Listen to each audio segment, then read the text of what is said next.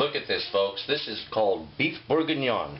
This is a wonderful beef stew that's made with red wine and some vegetables. Oh man, let me tell you something. If you're just looking for a beautiful hearty meal, something that's fantastic on any day of the year, but oh boy, in the winter it really rocks. Go ahead and give this a try. You're going to be trying something that is centuries old and is every bit as worth its name. Beef Bourguignon. Well, hello! Welcome back to Texas Cooking Today. On this episode of Texas Cooking Today, we are doing a magnificent old world dish. This is an old country dish from France. It's a common man's dish. This is called Beef Bourguignon, or a lot of people would prefer in English just to say Beef Burgundy, okay? Which means it's a wonderful dish that has a burgundy sauce, meaning that you need to use a dark red wine for this. You just can't make it without it. But I'll tell you what, let's get into all of the ingredients here in just a moment. Right over this way. Go over everything that we have, and let's make the most magnificent stew that you've ever tasted in your life. Beef Bourguignon.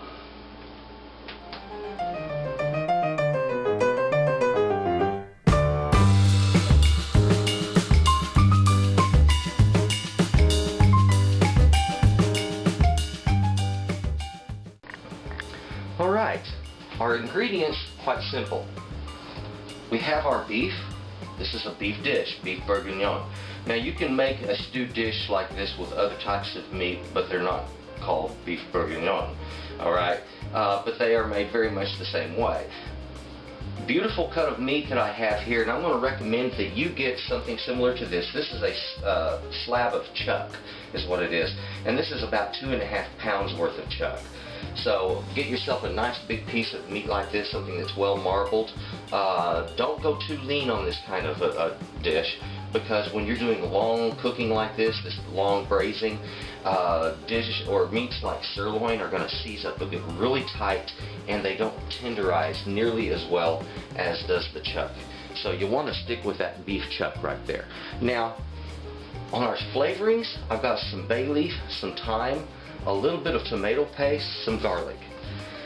Our vegetables are really simple. Normally for this you would be using what's called pearl onions.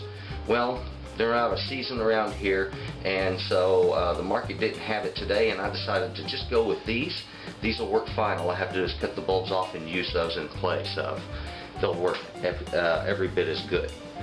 Now, mushrooms and carrots. Carrots are not so much traditional to this dish, but in the United States there's a lot of people that like to use this, and in some places in France they also use carrots. But definitely the mushrooms and onions, very traditional. I have here some beef stock. You can use just a regular canned or cartoned beef stock. I don't recommend using bouillon because it's generally too salty. Avoid that, and don't use a consommé. That's going to be too sweet. Consommes are made with wine, so you might want to avoid that in lieu of what you're going to be doing here. Now, what you have here is, we're not going to use all of this. One of these is for me to enjoy with the meal. It'll pair with it perfectly because it's the same type of wine. I have here a Merlot, and this is a young Merlot, and it's best to do these with a young wine. You don't want to use an old aged wine that's really fine, because it's going to be wiped out when you cook this dish. So there's no sense in going through a great expense. So use a good young wine for this. That's something that's full-bodied of a red. Cabernet Sauvignon works really well. I'm using a Merlot, a Burgundy, a Barolo would work really well also. So you're going to be using pretty much the better part of a full bottle. As far as how much on the carrots and mushrooms and onions, it really just depends on your hunger for it, but I like to just get a nice even proportions to my vegetables relative to how many servings of meat that I'm going to have. So I don't want somebody to have, you know, a huge chunk of mushrooms and only 1 or 2 pieces of meat. That just wouldn't be good proportions. So we want to even it all out. Now, let's get right into cooking up this fabulous dish. And again, as far as how much, that's going to be relative to the size of roast you're using there. Now, let's go ahead and get this beef cut up. What I'm going to be doing here is not making some small cubes. I'm going to be making pretty much just large pieces. And that's the way it's going to be for the vegetables also. There's not a whole lot of cutting and processing.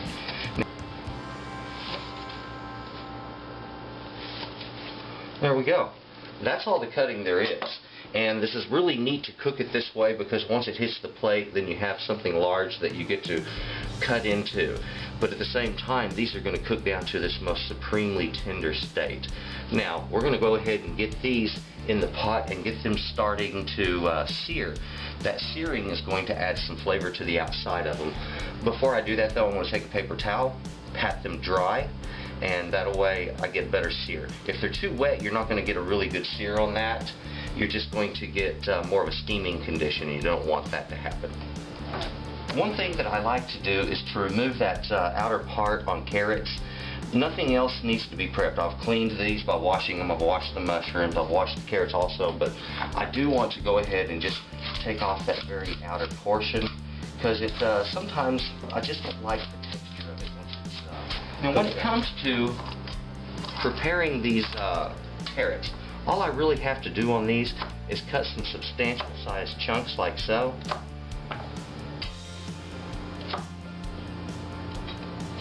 Now on these mushrooms, what I want to do with those, I want to take off just the bottom part of that stem and then give them a nice slice in half.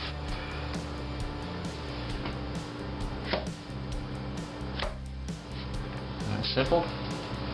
Now normally, if you just had pearl onions, all you would be doing is just chopping off the very tip like this, leaving that root end intact, and taking off that outer layer.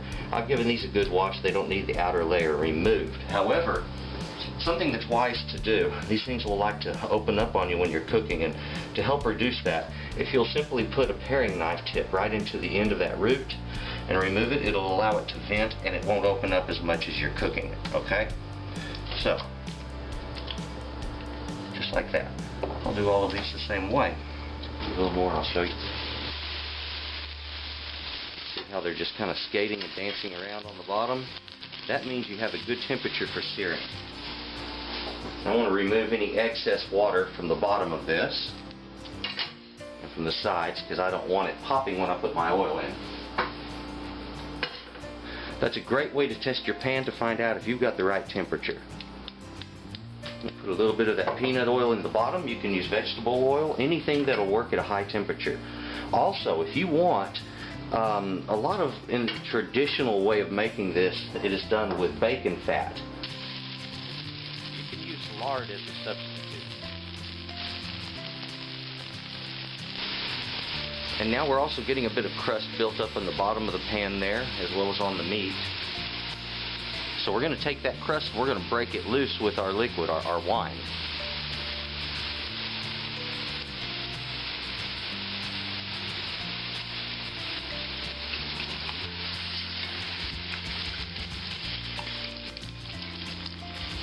Now traditionally this dish is done with just wine. However, that can make it a bit on the sweet side, which is also quite good. I like sweet dishes like that, mixing savory and sweet together.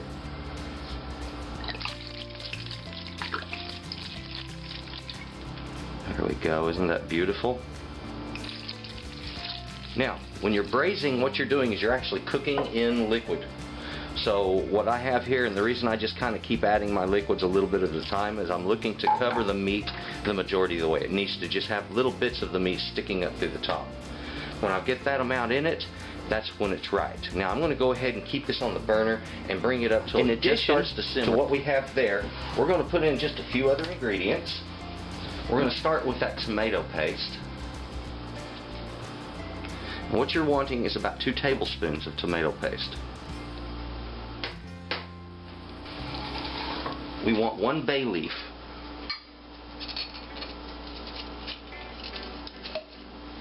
Single bay leaf in there. And you're going to want some thyme also, about a half a teaspoon of thyme. Now I have a rubbed thyme. You can use whole leaf thyme or fresh, and if you're using fresh, just use a few sticks of thyme tied together. And pour that down in there. Go ahead and prepare some garlic here. We need to get garlic in that as well.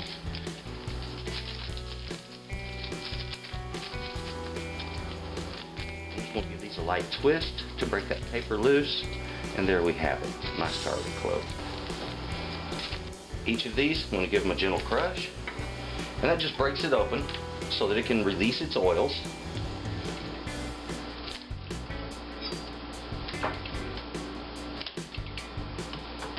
There we are. I can toss those right down in there.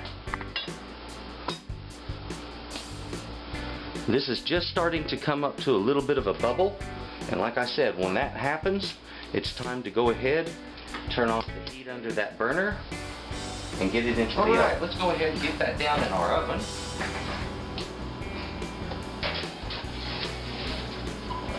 And now it's just a matter of kicking back and enjoying life, because when it comes to braising, it's a slow cooking process, and this is going to take hours. So like I said, the total cook probably going to be around 4 hours. Around the 2.5 hour mark, I'm going to check that meat, and if it's ready to put the vegetables in, I'll put it in then. Otherwise, I'll give it another 30 minutes and we'll check it again, and we'll look for the right tenderness. Our meat has now been braising for right at 3 hours. Now, we want to check that meat to make sure that it has become tender. So I'm just going to slide a fork into it and see how that meat is falling right off. Oh, look at that. That's perfect, okay? So that means it's ready for the final part of what we need to do.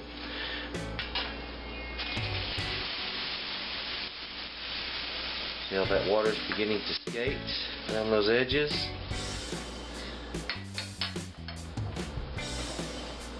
So, I'm going to go ahead and put in my oil.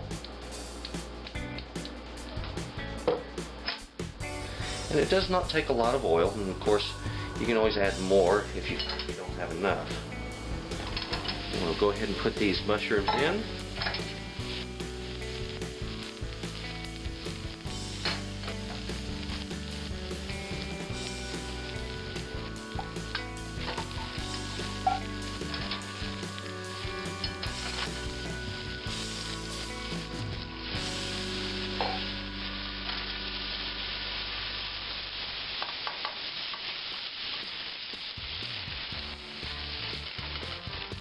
There we go.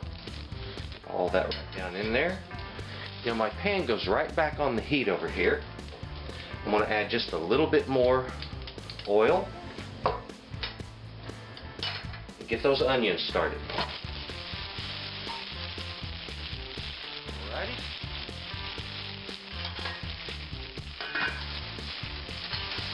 This is beautiful. We have this build up in the bottom of the pan, which is again just more flavor.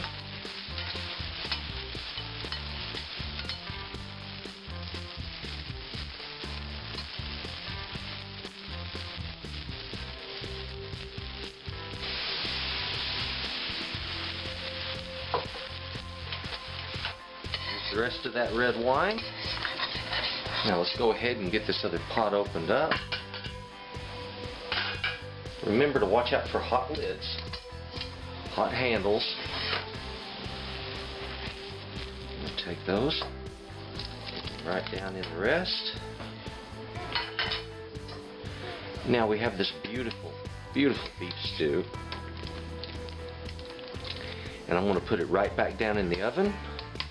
And now I'm going to put it in there with an open top, and that way we're going to allow more evaporation. Okay, let's go ahead and get that back in the oven. There we go. Now, one more hour, and it's going to be ready to go. I have just now pulled this stew out of the oven, and I'm going to pour it right here into this pot. Now, I placed a colander in here to catch my vegetables and meat, and what I'm trying to do is to get all of the juices right down in here, because I'm going to turn that into a beautiful gravy. Now, there we go.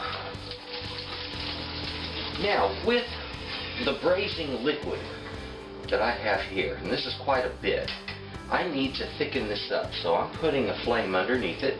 Our flavors on that have already developed, so putting flame under it now isn't going to really hurt it. Now I want to show you a couple of different ways of thickening something like this. One would be called a, if I remember right, a bourguignon. I'm hoping I'm pronouncing that right. It's a French term that's a butter thickening, and what you do is you just simply take flour and work it into some butter and make a flour and butter paste. And then you can take this paste, put it into whatever you wish to thicken up, and it will work just fine.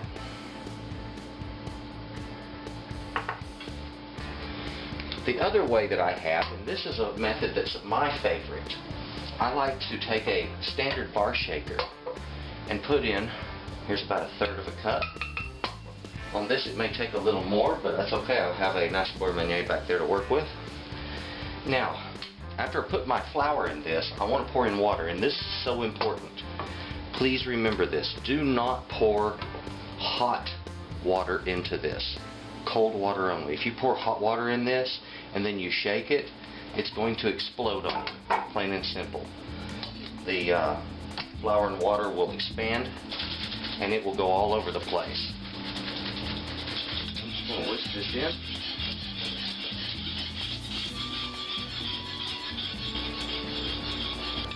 There we go. The rest of our beurre meunier. Just off what's on that pork in there. Beautiful.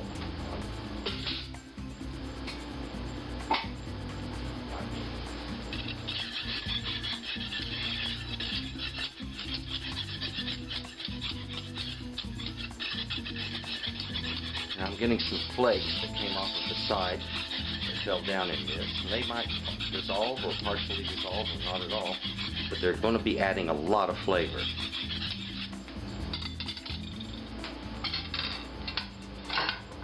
Okay, I'm going to let that just keep cooking now for about another 5 to 10 minutes, and then it's going to be ready.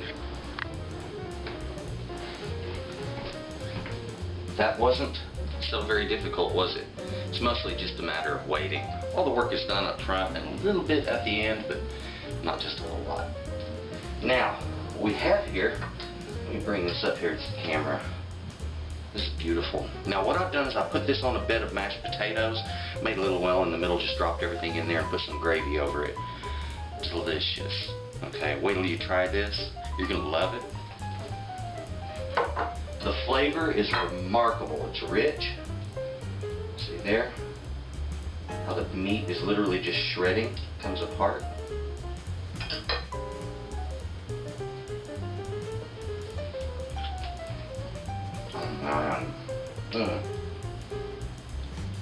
Super delicate and tender. The rich tones, the burgundy, that red wine, you know, once it's cooked, and it gives a slight fruitiness and a little bit of a sweetness that's mixed with the savory flavors. That's hard to beat. That's really hard to beat.